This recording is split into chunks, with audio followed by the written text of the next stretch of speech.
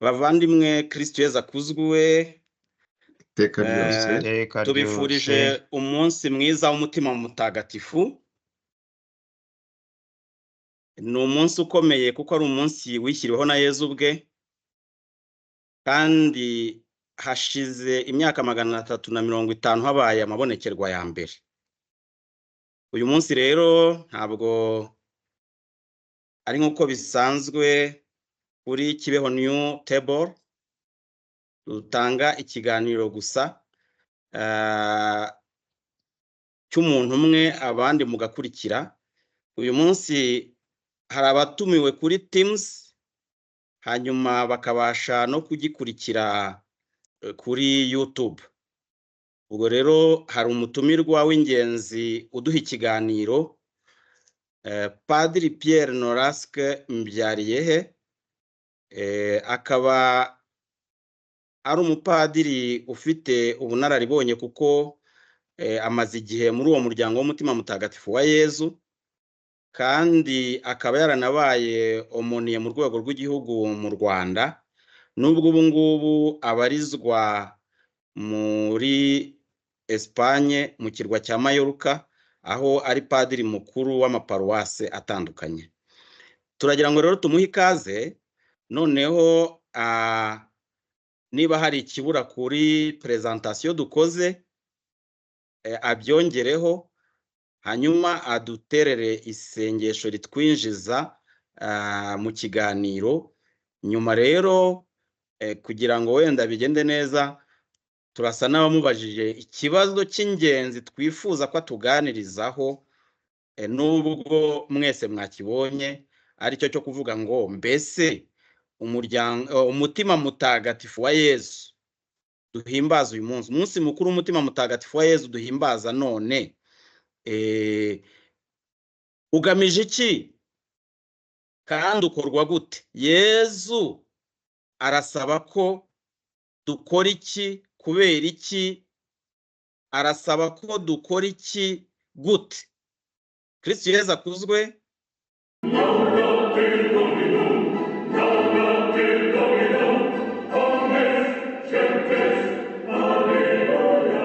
Numva watubwira rero icyo tugutegerejeho padiri, ariko mbere ya byose niba hari ikibura kuri presentation wakwipresenta, hanyuma niba hari waduteguriye byanze bikunze n'igisingizo cyangwa se isengesho kugira ngo duhimbazanye umunsi mukuru, ijambo ni ryawe.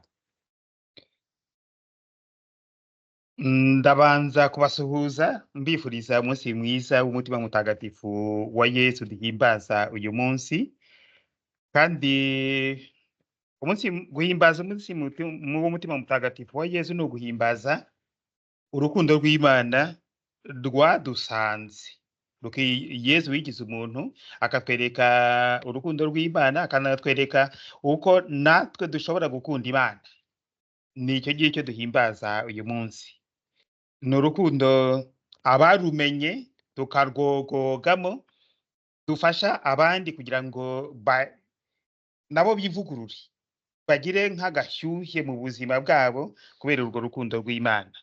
Nagira ngo dutangire tuvuga udusingizo nka dutatu, ubwo ababishoboye najya ndangiza igisingizo tukavuga ngo utubabarire, ariko kugira ngo bitaba akajagari, wenda nubwo tutafungura mikrofone zacu, ariko aho turi tukabivuga. Utubabarire niko dusubiza. Umutima wa Yesu wifuzwa n'ab'ijuru, utubabarire.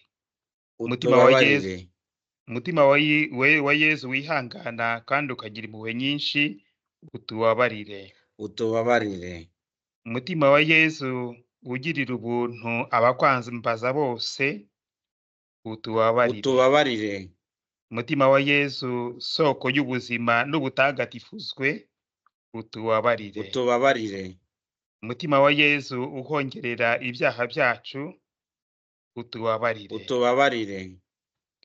Yesu ugira umutima utuza kandi ukoroshya, umutima wacu imitima ugire yacu igire nk'uwawe. nk'uwawe. Ku byerekeye uko Jerome yari yavuze uwo ndiwe, ndumva nta kindi nakongeraho. Wenda abari mu Rwanda bazi ko nabaye omoniye kuva mu mwaka w'ibihumbi 2000 kugeza mu 2011. Bazi ko twakoranye nyuma y'intambara na jenoside, tubyutsa umuryango n'ukuntu watangiye ugakura, tugakora yubile muri 2003, ubundi tukavugurura igitabo cy'umuryango, tugashyiraho ikinyamakuru cya Mundebereho, tugakora amahugurwa menshi, tugakora imyiherero buri mwaka kugira ngo uwo mutima koko tuwuyoboke. Ni koko umundi mw'ivanjiri ya Yesu Kristo yanditswe na Matayo, Yesu ubwe avuga umutima we uko umeze. Agira ati, ni mw'ivanjiri ya Matayo umutwe wa 11 umurongo wa 28, nimungane mwese abarushye n'abaremerewe, nge nzabaruhura. Nimwikorere umutwaro wanjye kandi mundebereho, kuko ngira umutima ugwa neza kandi nkoroshye, muzamererwa neza mu mitima yanyu. Uwo jambo w'Imana yigize umuntu rero, umutima we uratuza, ukoroshya, ukagwa neza, kandi ugatuma abandi bamererwa neza. Nicyo ngicyo kigamijwe. Noneho bahereye kuri ayo magambo, abakirisitu bakomeye bo mu ruhererekane rwa kiliziya bubashye cyane Yesu ari ku musaraba, bahereye ku byo dusanga mu ivanjiri ya Yohana, ni naryo somo turi busome uyu munsi, umutwe wa 19 umurongo wa 27 kugeza ku wa 30. Reka ne kubivuga gusa ntabireba.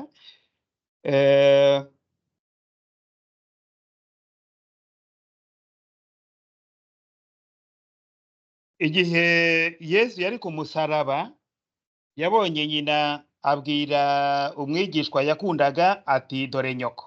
Abwira n'umwigishwa na nyina ati, dore umwana. Ubwo ngubwo amujyana iwe. Nyuma y'ibyo nibwo yapfuye.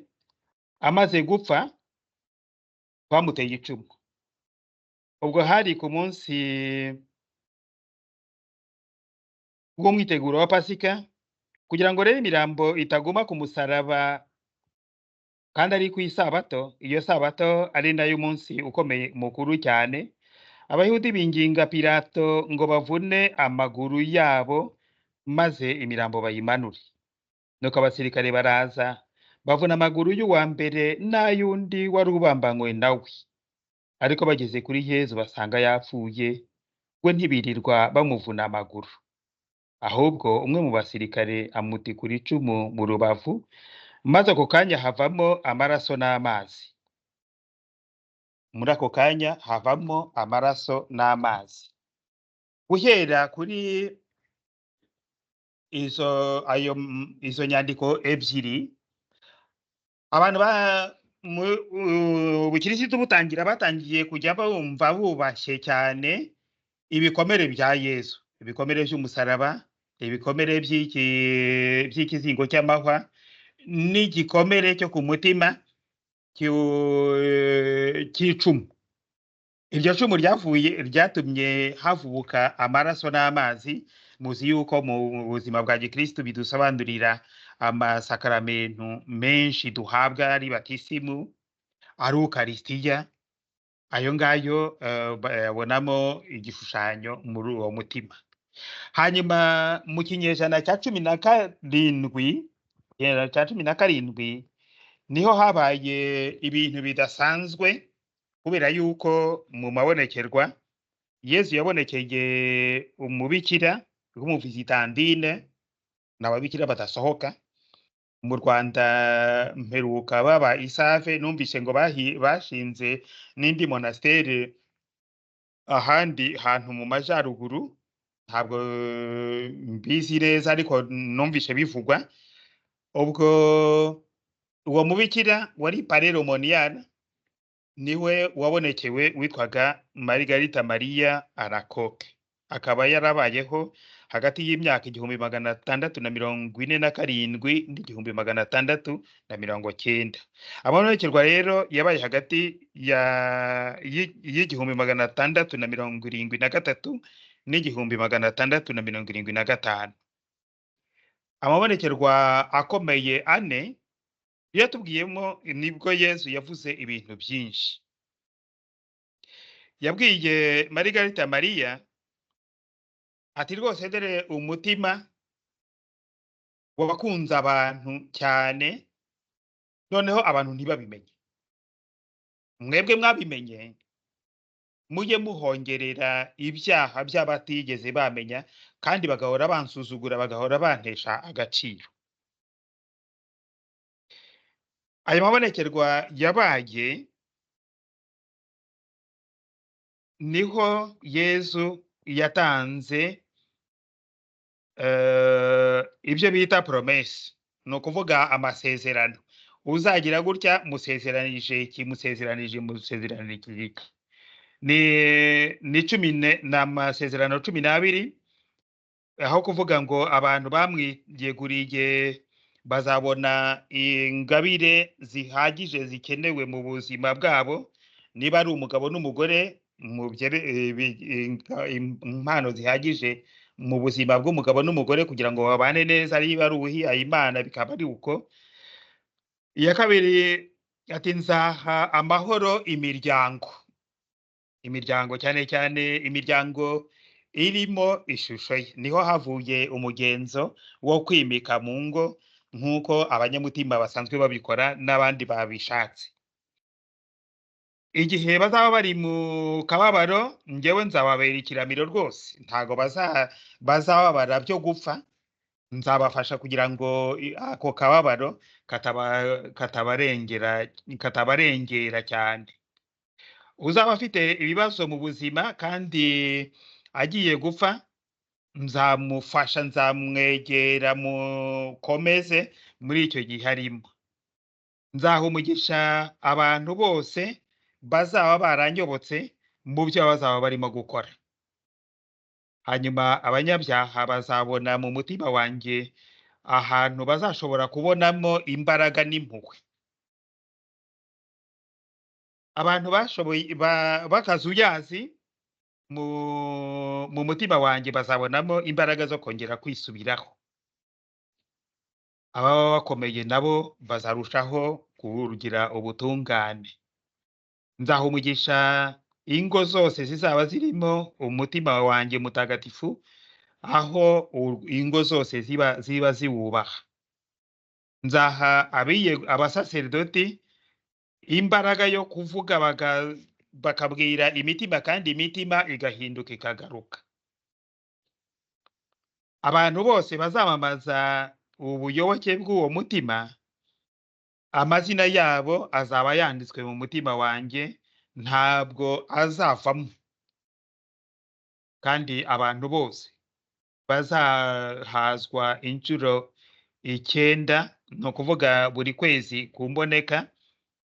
Abo ngabo Imana izabereka urukundo rutagira iherezo, kandi bazahabwa imbaraga cyangwa ingabire kugeza ku ndunduro yabo. N'ayo masezerano yahawe. None se ko yari umubikira udasohoka, utajya kwigisha hanze, ubwo byageze ku bantu biti? Umuntu witwa Jean Claude La Colombière, iwe yari umupadiri w'umuyesuiti, niwe wari umufasha we mu buzima bwa roho, cyangwa accompagnateur, cyangwa muri icyo gihe bavugaga directeur spirituel. Icyo gihe niwe washyize ahagaragara ibyo byose by'ayo mabonekerwa. Hanyuma mu ibonekerwa rya nyuma ryo mu 1675, Yezu yasabye Margarita Maria kubwira abapadiri bari bamuyoboye, abayesuiti, yuko ashaka ko bajya bamugirira umunsi wo kugira ngo abantu bamamaze, bamenye, bayoboke umutima we. Ari nawo munsi duhimbaza uyu munsi, umunsi w'umutima mutagatifu wa Yesu. Birumvikana ko uwo munsi wagombaga gutegurwa kubera ko ari umunsi wari wagize gutyo, bwagombaga ko kiliziya yagombaga kubyemera, abepiskopi bakemera uwo munsi, abavizitandine baba ari bo babanza kuwuhimbaza, Ubufaransa burawuhimbaza kubera yuko ayo mabonekerwa yaberaga mu Bufaransa. Noneho buhoro buhoro isi igenda ibimenya. Mu mwaka Papa Innocent wa 12 yasezeranije indurugensiya ishyitse abazaharizwa mu kiliziya y'abavizitandine kuwa gatanu ukurikira umunsi mukuru w'isakramento ritagatifu. Ubwo byabaye mu mwaka w'1697. Ababikira b'abavizitandine bahabwa uburenganzira bwo kwizihiza umunsi mukuru w'umutima mutagatifu n'ubuyobozi bukuru bw'i Roma ku itariki ya 10 Nyakanga 1729. Hanyuma Papa Pio wa 9 niwe wasabye ko uwo munsi mukuru wakwizihizwa mu kiliziya hose kuwa gatanu ukurikira umunsi mukuru w'isakramento. Kuwa gatanu ukurikira umunsi mukuru w'isakramento. Umunsi mukuru w'isakramento twawugize kuwa 4 w'icyumweru gishize. Hanyuma aho atari umunsi w'itegeko twawuhimbaje ku cyumweru. Ubwo hari mu mwaka w'1856. Kandi niwe washyize uwo munsi mukuru mu minsi mikuru ikomeye cyane muri 75, anashyiraho ibyo kwiragiza umutima mutagatifu wa Yesu. Papa Leo wa 13 ku itariki ya 25 Gicurasi umwaka w'1899 nibwo yatuye inyoko muntu umutima mutagatifu wa Yesu mu nyandiko yanditse yitwaga Annum Sacrum, umwaka mutagatifu. Umwaka mutagatifu ubwo urumva wagombaga kuba umwaka ukurikiyeho. Umutima mutagatifu wa Yesu mu kinyejana cya 19 nibwo wayobotswe cyane. Ibihugu birawiragiza nk'igihugu cya Equateur biturwa umutima mutagatifu wa Yesu. Imiryango myinshi yabamaza umutima mutagatifu wa Yesu nayo niyo muri icyo gihe. Ariko ikizwi nuko umugabo witwa Yohani Eudes ariwe watanze, ni nkaho ariwe ntangiriro yo kubyerekeye guhimbaza umutima mutagatifu wa Yesu n'uwa Mariya. Ni nawe yakoze amasengesho yayo na misa. Ubwo buhoro buhoro uko ubuyoboke bugenda bukura n'amasengesho akagenda aba menshi, ibitangaza bikagenda biba byinshi. Ku itariki ya 8 Gicurasi umwaka w'1928 Papa Pio wa 11 yasabye abakirisitu kwita ku guhongerera ibyaha by'isi. Uko guhongerera ibyaha by'isi ni ibyavuzwe na Yesu mu mabonekerwa yagiriye Margarita Maria. Guhongerera ibyaha by'isi. Babandi bamenye Imana, babandi bamenye yuko Imana tugomba kuyubaha, tukayubahiriza, tugomba kuyiyoboka, bagahongerera ibyaha by'abatabimenya. Ubwo niyo mpamvu yo guhazwa kuwa gatanu y'imboneka, guhazwa kw'impongano z'ibyaha. Niyo mpamvu y'isaha ntagatifu dukora kuwa 4 ushyira kuwa gatanu y'imboneka, kuwa 4 nijoro. Ubundi Margarita Maria yavugaga ko isaha ntagatifu iri hagati ya saa 5 na saa 6, yibuka igihe Yesu azamutse mu murima wa Getsemani na Petero na Yakobo na Yohani bakajya gusenga, noneho yasenga akabira ibyuya by'amaraso, akabwira abigishwa be ngo babe maso kandi basenge bataza kugwa mu gishuko. Naho ngaho isaha ntagatifu izingiye, naho ngaho ituruka. Uretse yuko ni ukugira ngo tuvuge ibintu uko biri n'ibiriho, uretse yuko ubu ngubu hari isaha ntagatifu z'ubwoko bubiri. Isaha ntagatifu ya saa 9 ni ya Yezu wabonekeye Mama Faustina. No kuvuga ni wa muryango wa Yezu Nyirimpuhwe uhimbaza isaha ntagatifu isaa 9. Abashingiye kuri Margarita Mariya nk'abanyamutima, isaha ntagatifu ni kuwa 4 nijoro cyangwa se kuwa 5 ku isaha ishoboka. Nakundaga kubwira abanyamutima ngo Imana ntabwo ibara amasaha nkatwe, ikireba ni umutima, ni umutima uyiyoboka, ni umutima ushaka kwigaragaza no kugaragaza urukundo, kumva yuko urukundo Imana yatugiriye natwe turimo kuyisubirisha urukundo, atari kuyisubirisha umugayo cyangwa kuyihemukira.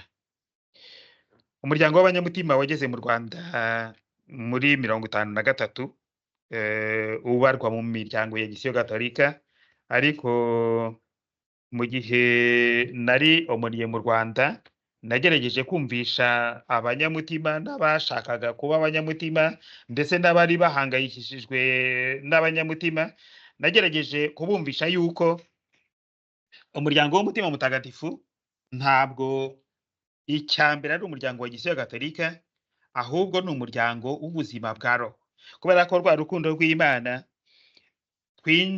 twinjiramo tukarwikwizamo, noneho wa mutima wa Yezu tukawigiraho, nibyo bituma dukora ibikorwa, nibyo bituma tugira action nk'uko imiryango y'Igisiyo Gatolika ivuga. Ubwo ikibanze si igikorwa turi bukore, ikibanze ni umutima turi bugikorane. Uwo mutima wuzuye urukundo ni ukora igikorwa, noneho icyo gikorwa ntikibe icyo ngewe ndimo kwikorera, ahubwo nkaba ndi kugikorera Imana nyushije kuri uriya ndimo kugikorera. Aho ngaho iyo dushyizeho Imana twumva yuko igikorwa cyacu nta nyungu zindi kigamije, ni inyungu zo kwamamaza ingoma y'Imana, ni inyungu zo kugira ngo umuntu abone agaciro uko bikwiye.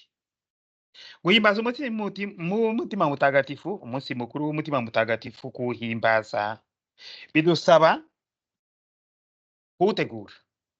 Uburyo bwo kuwutegura buzwi mu Kiliziya ni uburyo butatu. Hari ugutegura umwiherero, gukora umwiherero ushobora kuba umunsi 1, 2, 3, 4, 5. Navuye mu Rwanda tugeze ku cyumweru cy'umwiherero kugira ngo abantu bikwizemo ayo matwara y'umutima mutagatifu wa Yezu, bya bindi tuvuga ngo umutima wacu uwugire nk'uwawe, bikaba byo nyine umuntu akagerageza kugira ngo umutima wacu ube nk'uwa Yezu, tumwigane, tumwigireho, tumurebereho, kuko agira umutima utuza kandi ugwa neza, natwe tukwizamo iyo migenzo. Ubwo ni kubyerekeye umwiherero. Hanyuma hari na novene, ni ugukora iminsi 9 yo kwitegura. Abanyamutima bo mu Rwanda n'abandi bayoboka umutima mutagatifu, ababikira n'abapadiri b'abamissionnaires de Sacré-Cœur bakunze kohereza buri munsi inyigisho n'isengesho ryo kugira ngo iyo novene ishobore kuba yakorwa.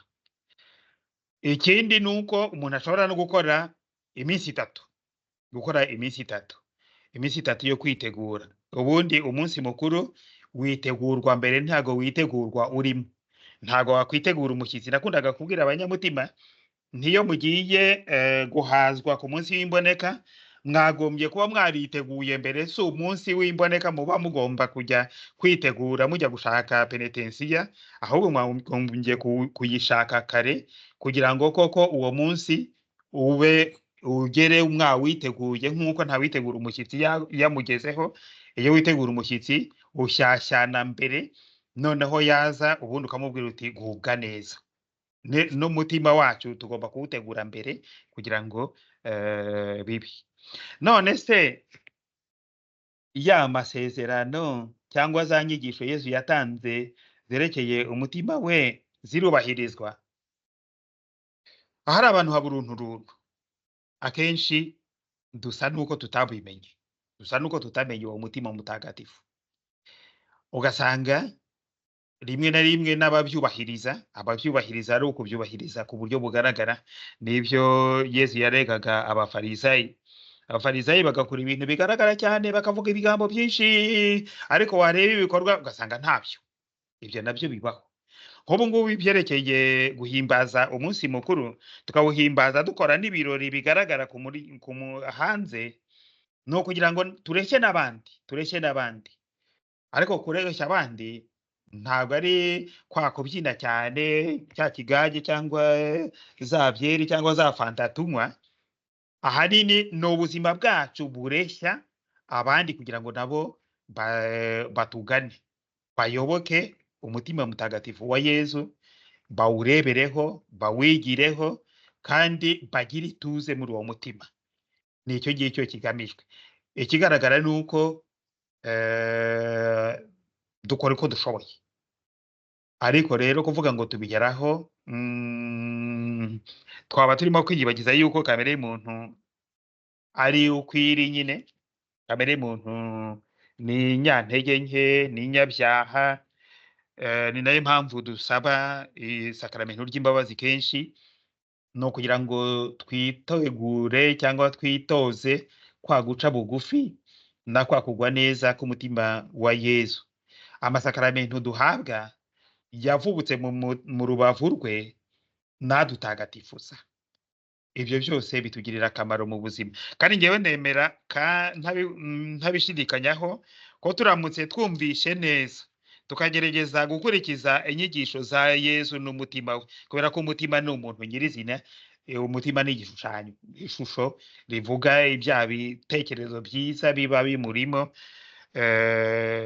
Umuntu iyo abonye umuntu ukora neza, uvuga neza, ugira neza, uriya muntu afite umutima mwiza, niko dukunze kuvuga. Umutima ntabwo tuba tuwubona, ariko ibyo akora bituma tubona yuko mu mutima we ari umutima ukeye, ko nta kibazo kindi kibirimo.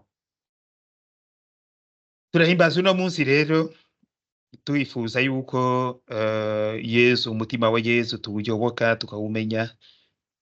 tukawumenyesha n'abandi, tukabwira abandi urukundo rw'Imana twacengeye, twayobotse, kugira ngo nabo bagubwe neza, nabo bafashwe, nabo bashobore kugira ya mahoro yandi yo ku mutima. Amahoro yo ku mutima atari yandi Yesu arajya avuga ngo ntabwo nyabahaye nk'uko isi yatanga, ahubwo mbahaye amahoro yanjye, mbasigaye amahoro yanjye.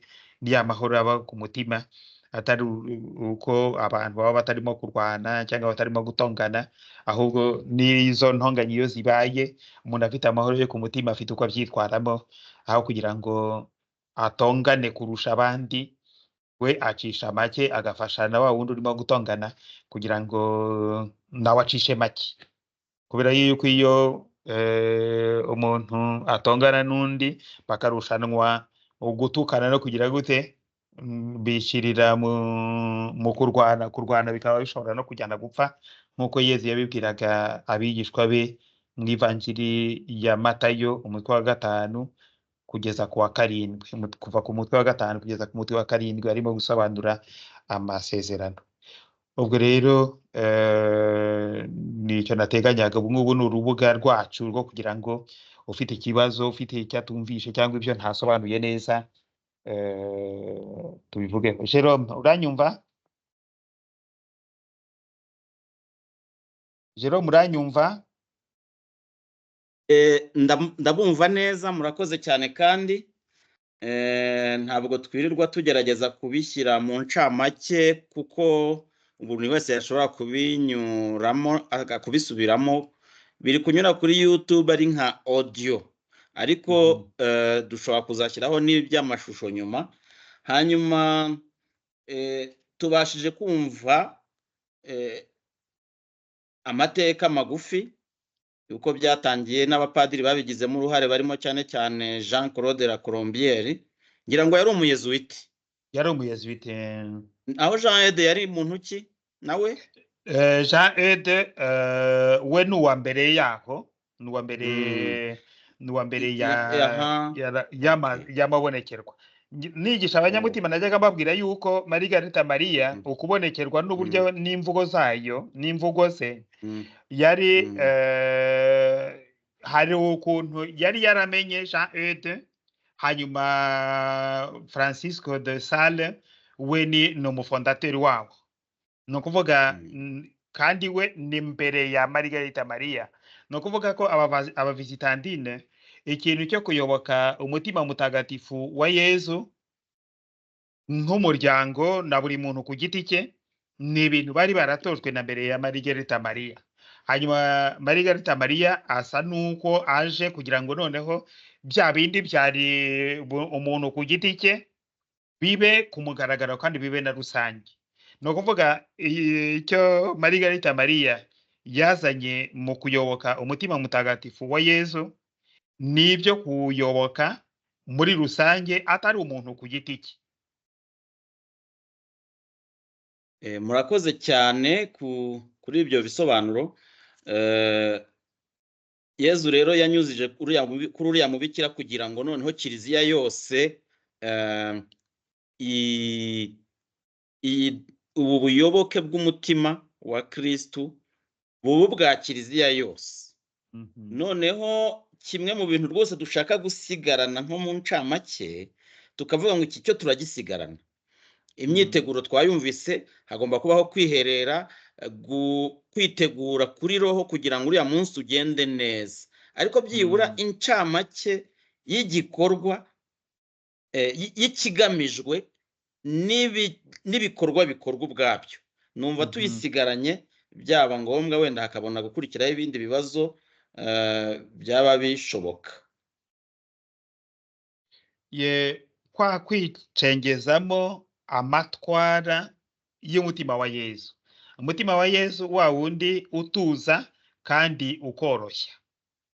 Umutima wa Yezu wa wundi tugomba kwigiraho, tugomba kureberaho, kandi wa wundi tuboneramo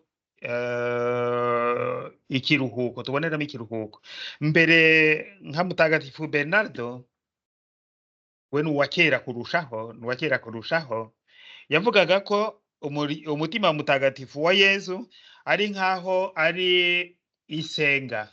Isenga ni grotte, naho n'umwobo uri mu butaka abantu bashobora kujya guhungiramo haramutse hagize ikibatera.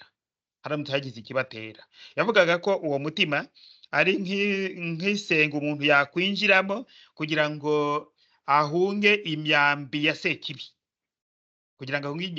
Sekibi. Akavuga yuko muri iyo senga harimo isoko idudubiza umunezero. Kwa kugana umutima wa Yezu kugira ngo tumwigireho, tumurebereho, noneho na bya bindi byari bitubangamiye, bya bindi byatugoraga tukabimutura, noneho tukagira akanyamuneza. Ni ikintu cy'ingenzi. Noneho akanyamuneza, ya mahoro twavanyeyo, ubwo ngubwo niyo tugenda dutanga hirya no hino aho turi, mu bo tubana, mu bo tuvugana, mu bo tuganira, ndetse n'imvugo irahinduka. Imvugo y'umuntu w'amahoro iragaragara. Buriya njya mvuga ngo muzajye mureba abana batoya. Umwana mutoya ashobora kufasha kumenya umuntu mwiza n'umuntu uteye ubwoba, kubera ko abana ubundi baba batari bamenya gutandukanya icyiza n'ikibi, ubwo babeshwaho na instinct. Iyo abonye umuntu akamwishisha, ntamwegera, ntamusanga. Ubwo rero wa wundi uyoboka umutima mutagatifu wa Yezu yagombye kuba wa wundi abantu batishisha, kubera ko iyo umutima wa Yezu nuwe ukinguriye abantu bose kugira ngo bagire. Ahubwo iyo tugiyeyo rero, iyo dusanze umutima mutagatifu wa Yezu aratwigisha, umutima mutagatifu uratwigisha. Iyo avuze ngo mundebereho ni inyigisho ikomeye tuba tugomba kumuvanaho kugira ngo dushobore kumwigana. Twajyaga dukora umwitozo wo nakundaga kubaza abanyamutima nti Yezu yarebaga ndi, kugira ngo turebe amaso yacu icyo tuyamarisha. Ese yavuganaga nande? Ninde yasuraga? Ninde yahaga ikiganza? Ninde yafashaga? Utuntu nk'utwo ngutwo tukadufasha kugira ngo Yezu koko tumwigane.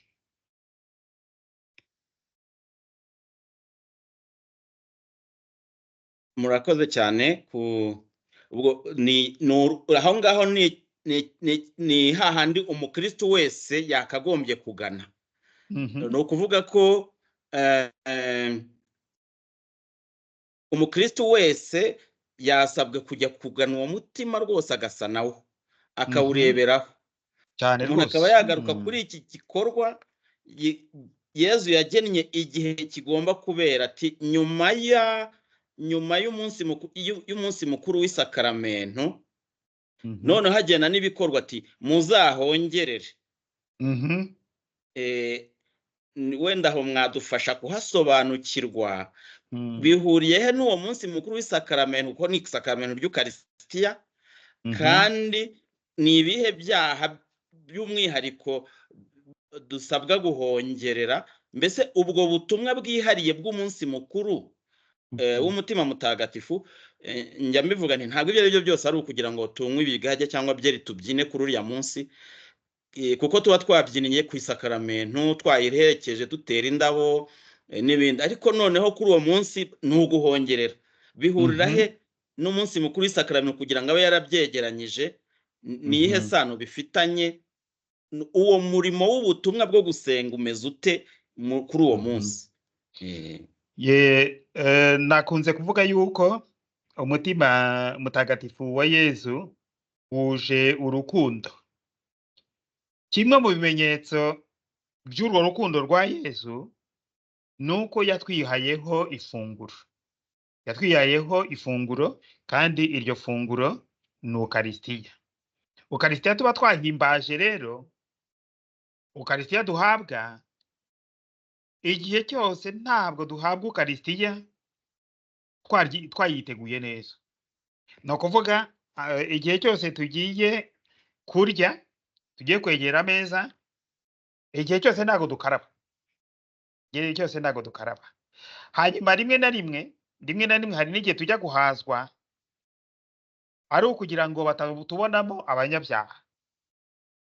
Kandi kutubona abanyabyaha ntabwo ari icyaha, kubera ko turi abanyabyaha. Ntabwo uwo ubonye ukavuga uturiya ni umunyabyaha, uwo ari we wese ukavuga uturiya ni umunyabyaha, ntabwo urimo kwibeshya, urimo kuvuga ukuri, kubera yuko intungane ntabwo ziri kuri iyi si. Ubundi tugerageza kwitagatifuza, tugerageza kuba intungane, twese turagerageza, ariko dufite n'imbaraga ziturwanya, zituma gushaka kuba intungane ntabwo tubigeraho 100%. Igihe cyose tugomba guhora ku rugamba. Noneho rero ba bantu batubahiriza neza ukwihana, ukwicuza, ba bandi bahabwa Ukarisitiya batazi n'icyo barimo gukora, abo ngabo baba bakoze icyaha. Iyo babizi neza nicyo bita sakirirego. Ni ukuvuga ibyaha bya mbere mu gihe nyejana cya 17 byatekerezwaga, ibyo Margarita Mariya yatekerezaga, ibyaha bya mbere ni ibyaha bya sakirirego. Ni ukuvuga ibintu bitagatifu kubifata nabi, ntubiha agaciro uko bigomba. Nibyo byaha byari yatekerezaga cyane, kubera ko muri icyo kinyejana cya 17 nibyo byari bihari. Nk'ubu ngubu aramutse abayeho uyu munsi, aramutse atubwiye uyu munsi icyaha gikomeye ni ubwikunde n'ubwikanyizi, nicyo turimo. kandi ivyo ngivyo birimo gutototera hose ku isi, birimo gutuma abantu bashwana, imiryango igasenyuka, ingo zigasenyuka. Ntabwo mvuga ingo z'abashakanye gusa, n'ingo z'abihaye Imana zirasenyuka kubera ubwikunde n'ubwikanyizi. Nabyo bibaho. Hari igihe abihaye Imana, abiyeguriye Imana bavuga bati uriya muntu turamushyira heho kagira Imana we ko nta muntu n'umwe bashobora kubana ku igihe cyose ari we wenyine nyine. Urumva muri icyo kinyejana cya 17 kimwe mu bintu byari bigamijwe nuko abantu ibyo kwita ku buyoboke ntacyo byari bigamije, bakakora ibintu bakurikije uko bibashemo. Ubu ngubu nkanjye mu butumwa bwanjye ndimo gukora ino muri Espagne, niba hari ikintu kimwe kisa nuko kimbangamiye, nuko abantu Imana bayifata nk'uko iyo ngiye muri restaurant bampa ikarite kugira ngo mpitemo ibyo nshaka kurya, noneho Imana nayo bakayihitamo igihe bayikeneye n'igihe bayikenereye. Ikindi gihe nta gaciro bifite mu buzima bw'umuntu. Nko kuri njyewe icyo ni icyaha. Ubu ngubu twebwe tumenye umutima wa Yesu, tukamenya urukundo rwayo, tukamenya yuko iyo tugiyeho aduha ukuruhuka no kumererwa neza. Icyo cyaha ni kimwe mu byo nahongerera. Ni urugero ndimo gutanga nkurikije aho ndi n'ibyo ndimo, kubera ko icyo ngicyo hari icyaha cya buri muntu, hakaba n'ibyaha rusange umuntu yinjiramo utanabizi, ukinjira mu cyaha rusange utanabizi. Nk'ubwo ngubwo nakundaga kurwanya ikintu cyitwa ruswa. Ikintu cyitwa ruswa ni icyaha gikomeye cy'akarengane cyo kurenganya abantu, cyangwa umuntu agahabwa ibyo adakwiye kubera yuko hari icyo yatanze, ni nk'aho nuko yaguze ibyo adakwiye. Ibyo ngibyo ni ibyaha rusange by'abantu benshi. Twebwe twamenye yuko umuntu agomba kubaho akubahirizwa agaciro ke, kubera yuko ni umuntu waremwe n'Imana mu ishusho yayo, mu misusire yayo, kandi ni umuntu wacunguwe na Yezu wabaye cyane agapfa abambwe ku musaraba, akaba yarazutse akaduha ubuzima buhoraho. Icyo cyaha twebwe tukizi, tugomba kureba uko twagihongerera. Uguhongerera ni nk'ahari gusana ibyangijwe. Hari ikiba cyarangijwe, noneho ngiye nkavuga nti niyemeje yuko ngiye kugisana uko mbishoboye. Ahubwo kubisana ku buryo bugaragara, niba ngiye nabonye umuntu ubangamira bagenzi be, ntabwo nagombye kubiceceka ngo duce nkarumira, ngomba kugira icyo mubwira. Gusa ngomba kwirinda kurwanya umuntu nkarwanya inabi. Iyo ni umurimo wa gihanuzi twese duhabwa abakirisitu iyo tubatijwe, iyo dusize amavuta ya Krisma, baratubwira ngo baye urugingo rwa Kristo, umusaserdoti, umuhanuzi n'umwami. Ibyo ni ikintu ntabwo ari iby'abapadiri, ntabwo ari ibya musenyeri cyangwa papa, ni umuntu wese wabatijwe. Twese tugomba guharanira yuko icyiza gitsinda ikibi, kubera yuko Yesu nicyo cyatumye apfa, kugira ngo ineza iganze inabi, ubuzima butsinda urupfu, ubutungane butsinda icyaha.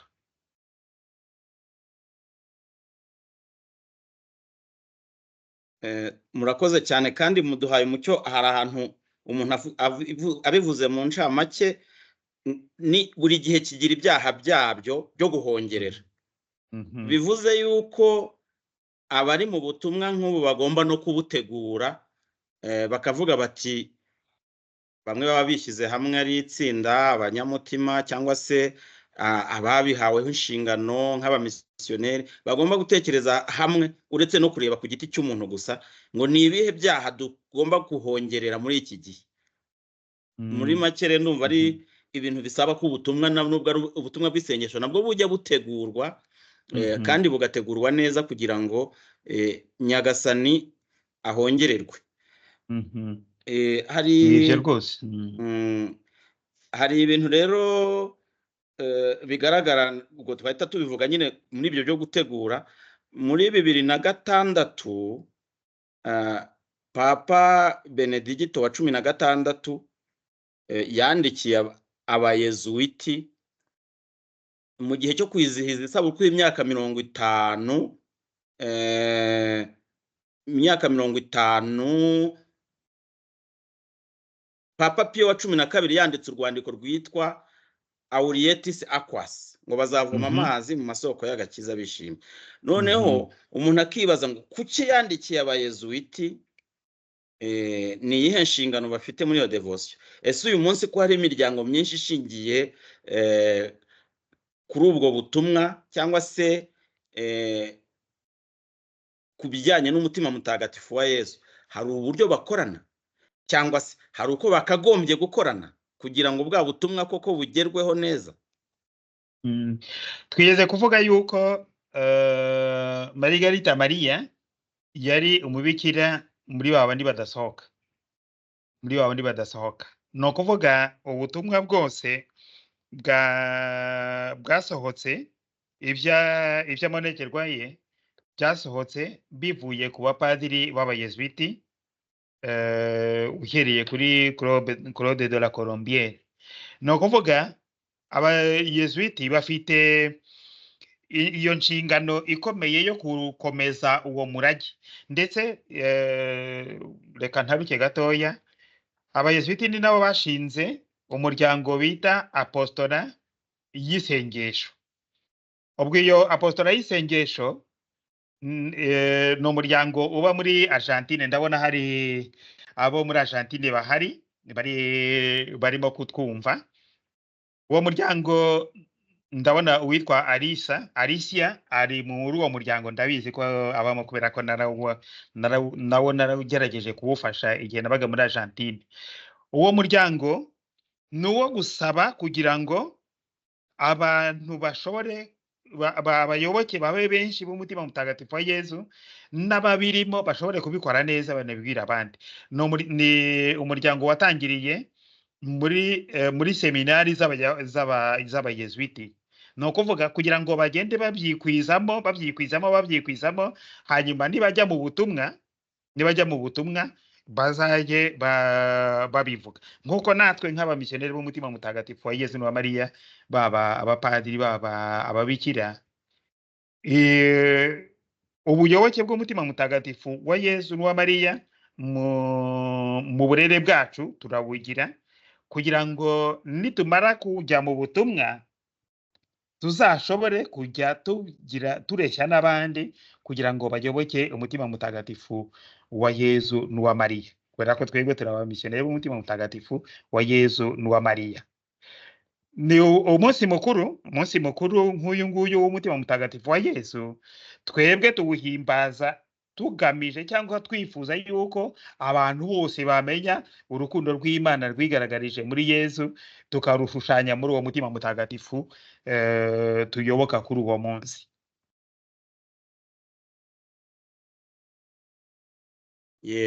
Murakoze cyane. Ibibazo genda nari mfite by'umwihariko ndumva bibajije. Umuntu wese wakurikiye yagiye yumva amateka, yumvise icyo umunsi mukuru w'umutima mutagatifu ugamije, yumvise uko utegurwa n'uko ukorwa. Ndumva rero abandi nabo bakurikiye nk'abari kuri Teams bashobora kubaza ibibazo byabo, kugira ngo padiri akomeze ntihagire ujyana inyota, n'abandi bazabonereho bazakurikira kuri YouTube.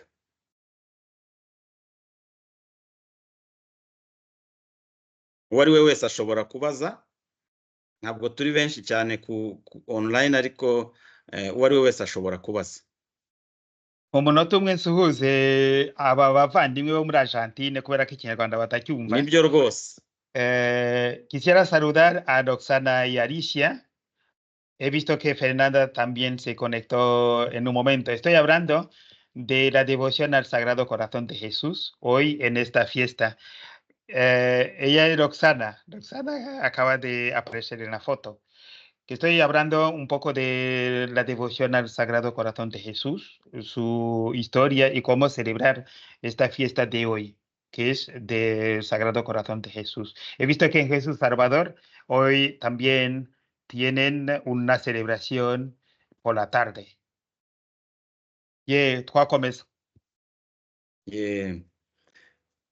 Niba rero ntawe ufite ikibazo kindi, turashimira abantu bose bakurikiye bo mu ndimi zitandukanye, nk'abo muri Argentine, abaherereye ahantu hose bari, rwose twishimiye kugirana ikiganiro nk'iki ngiki kidufasha guhimbaza umunsi mukuru w'umutima mutagatifu wa Yesu.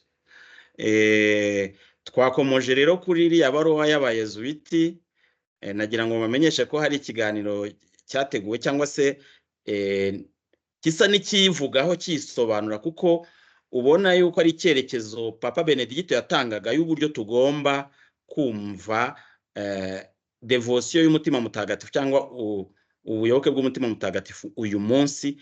Mbanje kubararikira rero nacyo kuzagikurikira, hanyuma iki nacyo mugisangize benshi muzi yuko bafite ibyo bibaza bakeneye gusobanukirwa ku munsi mukuru w'umutima mutagatifu. Mbaye rero ndabashimiye rero cyane, kandi nshimiye padiri watuyoboreye iki kiganiro, nkaba mboneyeho kumuha n'ijambo risoza kugira ngo adusabire umugisha kandi adusengere. Ubwo waba afite ikibazo wenda atabashije no kukibaza, ashobora no gukoresha yaca mu cyanzu cyangwa mu idirishya, akanyandikira kuri WhatsApp kuri nimero ni akamenyetso ko guteranya 34 611 03 72 42. Aho ngaho ni kuri WhatsApp. Twagira abashaka banyandikira bakambaza cyangwa bakambwira ibyifuzo uko babishaka, noneho nanjye nkabasubiza. Ubundi uwanditse wese aba agomba kugira igisubizo, cyaba cyiza cyaba kibi, ariko ugomba kugitanga. Niko bigenda. Turaza no kuyishyiraho kugira ngo abashaka kubaza muri commentaire nabo bazabikore, n'abashaka guhamagara babikore. Yego. Reka dusoze twibuka kandi twubaha uwo mutima mutagatifu wa Yezu. Buriya abanyamutima bafite akamenyero ko kuvuga isengesho ryo gutura umunsi buri munsi nyine. Reka tuba ari ryo dusoresha. Nyagasani Mana ushobora byose, ko ibitekerezo byacu n'amasengesho yacu n'imirimo yacu yose binoze ugushaka kwawe. Tugutuye imibereho yacu y'uyu munsi kugira ngo twifatanye na Kiliziya yawe yose, twifatanye kandi n'igitambo gitagatifu uhora uturira isi yose. Amen. Ushobora byose aduha umugisha, Imana Data na Mwana na Roho Mutagatifu. Amen. Amen. Yego, mwakoze cyane. Mwakoze cyane Ascension, Candida, Console, Josiane, Alicia, Roxana na Jerome n'abandi bashobora kutwumva. Rwose mwakoze cyane, byanshimishije nishimye. Kandi biryoha bisubiwemo. Tugiye kubararikira kandi kuzakurikira isomo rya Bibiliya ryo rizamara igihe, tukazababwira nuko rizajya ritegurwa. Ubwo nabo padiri azakomeza dufashe. Na Kandida turimo kubona isura ye. Roxana, es mi cuñada. Hola, mucho gusto. Mucho gusto. ¿Cómo estás? Todo bien, por suerte. Muy bien. La verdad me dieron mucha paz, explicarles que me dieron mucha paz y verte, escucharte, me encantó. Por más que sea otro idioma. Sí. Roxana, no mu Argentine aravuga ati kukumva byampaye amahoro kandi byananshimishije kukumva uvuga nubwo ibyo wavuze ntacyo niyumviyemo kubera ururimi ahita yibuka ibyo yumvise kera kubera ko no mu kateshiste twakoranye cyane ubwo igihe cyose twarakoranye nkibayo n'ubu turacyakorana kandi ndi hano. Extrañamos un montón. Sí, yo también, sí. Muy bien. Ngaho rero murakoze. Tugira amahoro twese. Imana iduhe umugisha. Yego murakoze. Muchas gracias. Chao, chis. Adiós, adiós. Chao, chao. Chao.